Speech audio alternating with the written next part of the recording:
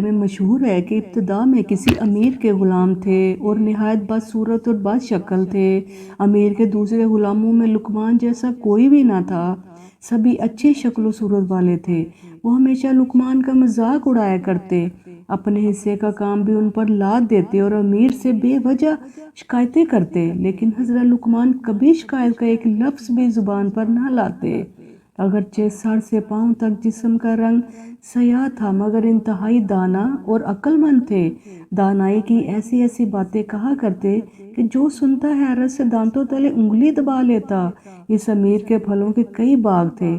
درختوں پر پھل پک جاتے تو لقمان بھی دوسرے غلاموں کے ساتھ پھل توڑنے جایا کرتے۔ بعض اوقات غلام جتنے بھی پھل جمع کرتے ان میں اکثر خود ہڑپ کر جاتے۔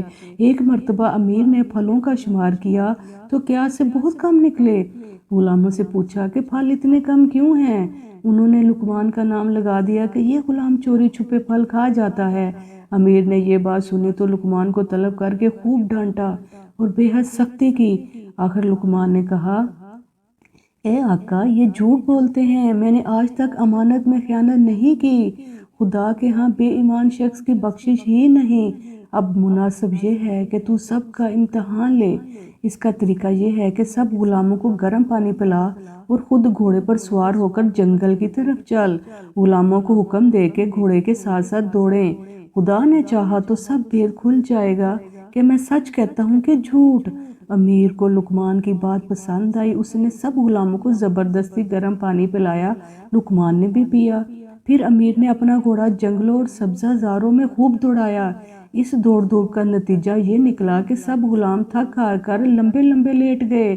ان کا جی متلایا اور سب نے کہہ کر کے جو کھایا پیا تھا سب باہر اگل دیا۔ لقمان نے جو کہہ کی وہ بالکل صاف تھی اور ان کے معدوں سے پھلوں کے ٹکڑے برآمد ہوئے۔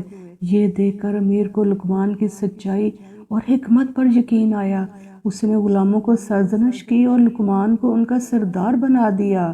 حاصل کلام سچ ہے، جب ایک شخص لقمان کی حکمت پہ حیرت انگیز کرشمہ دکھا سکتی ہے تو وہ فاعل حقیقی جس کا ہر فعل حکمت ہے، کھرے اور کھوٹے کو الگ الگ کرنے میں کب کسی کا محتاج ہو سکتا ہے؟